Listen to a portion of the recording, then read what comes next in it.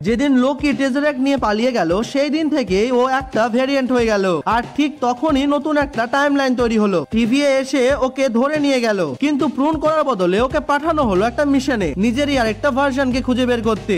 এই ভার্সন ছিল একটা ফিমেল লোকি যার নাম সিলভি। আর এই সিলভি তার গোটা জীবনটাই কাটিয়েছে টিভিএর থেকে পালিয়ে। তারপর এই দুজন মিলে খুঁজে পায় পুরো মাল্টিভার্সের পিছনে একজন লোক যার নাম সে নিজেই দিয়েছে হি হু রিমেন্স। এটা কোনো গড না, এর কাছে কোনো সুপার পাওয়ার নেই, তবুও পুরো মাল্টিভার্সের থ্রেড। সিলভি ওকে মেরে ফেলে আর তারপর টিভি এর চোখ খুলে যায়। তারা বুঝতে পারে তারা যখন টাইমলাইন ধ্বংস করেছে তাতে কোটি কোটি নিরীহ মানুষ ছিল যাদের একটুও চেনার সুযোগ পর্যন্ত পাওয়া যায়নি। তারা সিদ্ধান্ত নেয় এখন থেকে টাইমলাইন মুছে দেওয়া বন্ধ। কিন্তু এর ফলে টেম্পোরাল লুমের উপর লোড এতটাই বেড়ে যায় যে সিস্টেম ভেঙে পড়ে। সব টাইমলাইন একে একে ধ্বংস হতে শুরু করে এবং আসে লোকির আসল স্যাক্রিফাইস। শেষে লোকি একটা কাজ করে, নিজের গড পাওয়ার ব্যবহার করে সব টাইমলাইন নিজের হাতে